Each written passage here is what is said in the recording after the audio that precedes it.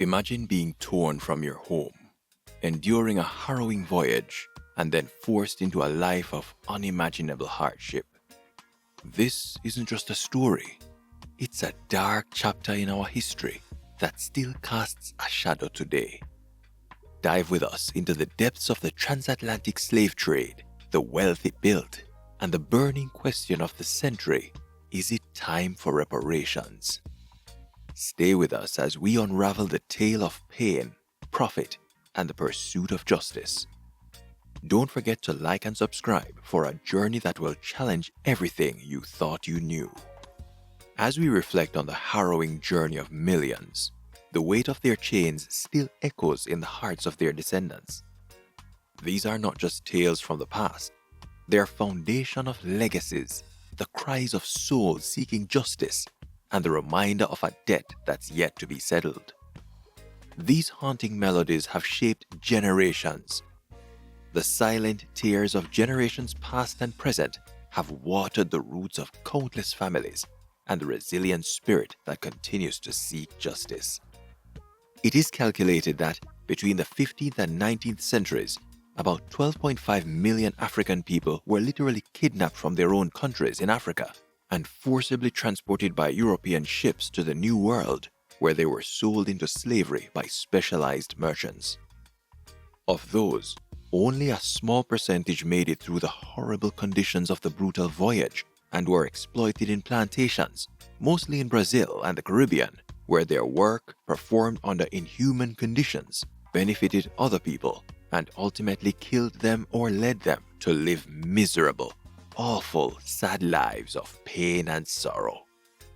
This dramatic page of the world's history should not be forgotten or erased, but remembered, studied, and explained for centuries to come.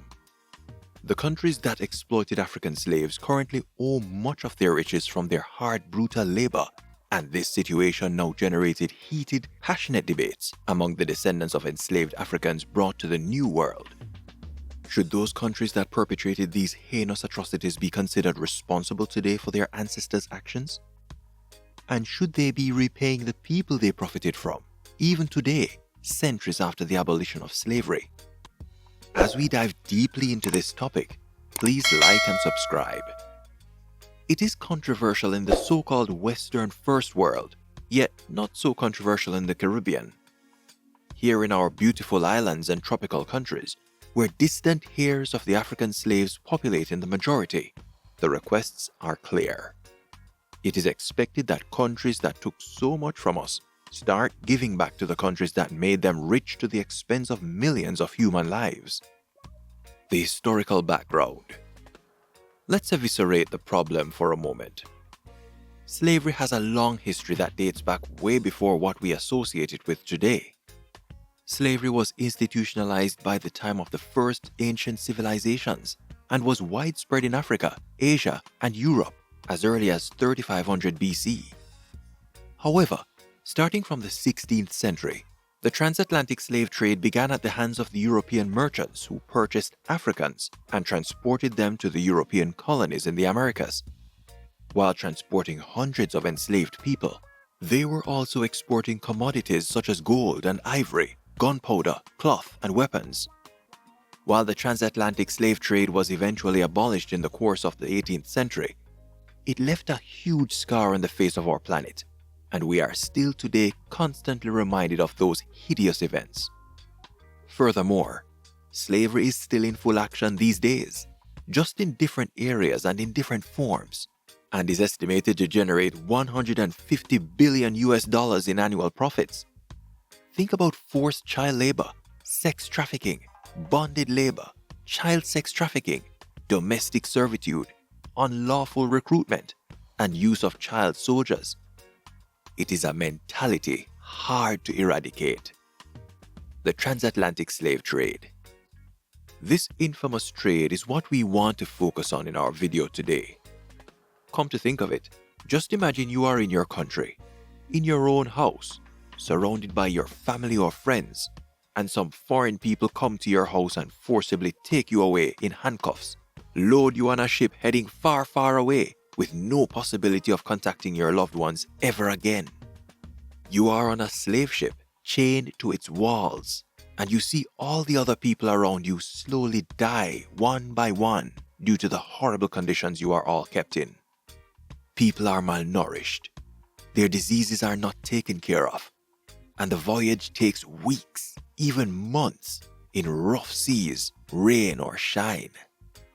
If you are lucky enough, you make it to a foreign land alive, where no one speaks your language or understands your culture, after surviving the trauma of losing everyone in your life and seeing your dead travel companions' bodies simply thrown overboard like ballast.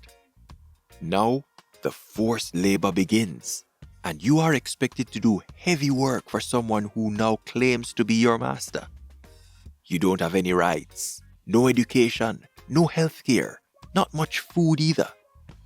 Powerful people at the top of the slavery chain profit from your work, but you don't see a dime. How many years do you think you can live this way? What do you suppose your life expectancy to be? The profits. Thousands of present-day wealthy families owe most, if not all of their fortune because of slavery from the backs of Africans. Slaves were used and abused in sugar, coffee, or cotton plantations, or again in gold or silver mines. This system impoverished the colonies and all those African countries contributing the manpower while enriching the old white leaders. It is now crucial to recognize how slavery, colonialism, and racism intersect and how they still impact the lives of Black people worldwide. These dreadful centuries of torture are what they all have in common. A great example is given by the Draxall plantation in Barbados, at the heart of many reparations fight due to its historic links to the birth of slavery in the British Caribbean. The Drax family is still profiting today from the work of enslaved people who lived and worked there in brutal conditions and died without any acknowledgement. Sugar is still grown at Draxall nowadays, and the building, despite the effects of time, is still standing as a memento of the atrocities perpetrated here. Richard Drax, its current owner, is often reported as one of the wealthiest members of the British House of Commons. By the way, if you're finding value in this video and want to stay updated with more content like this, please hit that like button, subscribe, and don't forget to turn on notifications. Your support helps us continue to bring you insightful and impactful content. Thank you. The Reparations Campaigns. In the early 2000s, Jamaican professor Vereen Shepherd started advocating for colonial powers to compensate Caribbean nations for the horrors of slavery. Fast forward to our days, despite the matter being initially unnoticed or brushed off with awkwardness, the matter is routinely discussed worldwide and is taking more and more space on the agenda of Caribbean politicians and diplomatic summits. The King of the Netherlands has formally apologized. A few prominent British families have done as well, and some set aside some funds to offer monetary compensation for their ancestors taking part in the slave trade. According to historical and financial experts, the slavery-related debt runs into the hundreds of trillions of American dollars, an amount that no country could ever disburse, and any sum close to it would send any country into full bankruptcy.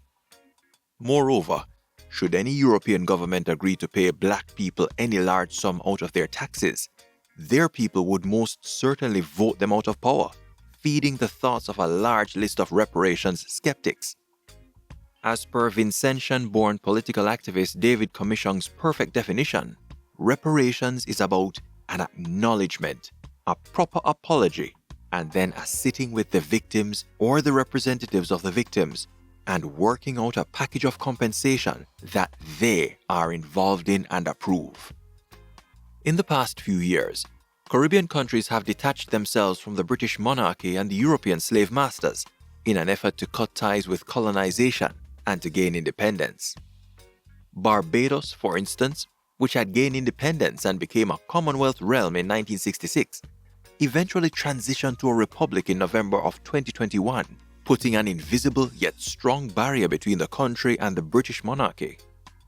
With the demise of Queen Elizabeth II earlier that year, and the eventual ascent to the British throne of King Charles III, and his inability to give a full formal apology to the people of the Caribbean, all countries are putting more and more distance between them and the monarchy.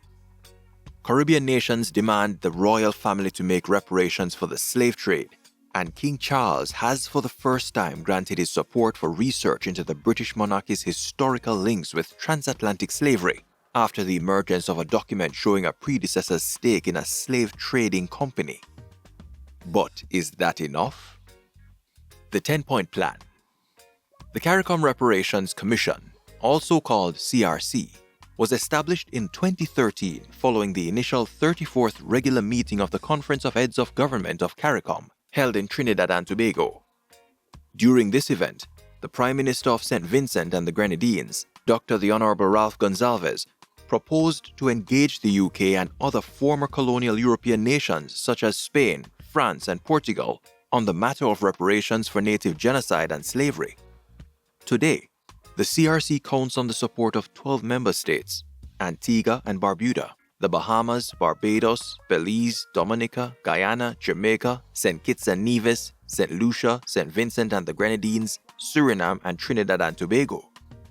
As the CRC celebrates its first decade in action, recognizing the persistent harm suffered by the victims of slavery as the major cause of development failure in the Caribbean, it outlined a 10-point list aiming at a full admission of guilt and responsibility by the European governments through the following steps. 1. Full formal apology. 2. Reparation. 3. Indigenous People Development Program. 4. Cultural institutions. 5. Public health crisis management. 6. Illiteracy eradication. 7. African Knowledge Program. 8. Psychological rehabilitation. 9. Technology transfer. 10. Debt cancellation. While the idea of paying reparations becomes more and more vivid in these nations, the movement is gaining momentum worldwide. The European Union formally and officially described slave trading as a crime against humanity, and the recent involvement in reparations efforts by institutions and families having historical ties with the slave trade is a sign of how far this movement has come, reaching the entire European continent, but also Asia. What started here in the Caribbean, the heart of the colonized world, has generated a domino effect expected to shake the entire planet. These stories serve as a stark reminder of the sacrifices made, the lives lost, and the enduring strength of those who survived. But remembering isn't enough. We must act, advocate, and strive for reparation and reconciliation. As we stand on the shoulders of those who came before us, let's pledge to transform their pain into purpose, their struggles into strength, and their legacy into a beacon of hope and change. Thank you for being part of this profound journey. Together, we can bridge the chasms of the past and pave the way for a brighter, more just future. Let's not just remember, let's act, let's heal, and let's ensure that history's scars lead us to a brighter, more equitable tomorrow. Thank you again for joining us on this profound journey. Together, we can be the change. Check out this video on the coronation of King Charles and what it means for the Caribbean. As we conclude this deep dive into our shared history, we invite you to be part of our mission to illuminate the authentic Caribbean narrative. If this resonates with you, please like this video and subscribe to our channel. Share it with friends and family to spread the knowledge. Turn on notifications to stay updated. Here on this Caribbean channel, we aim to be your definitive authoritative source for authentic Caribbean information. Together, we can ensure that the true essence of the Caribbean is celebrated, understood, and never forgotten. Thank you for your support. This is J-irie Caribbean. See you in the next video.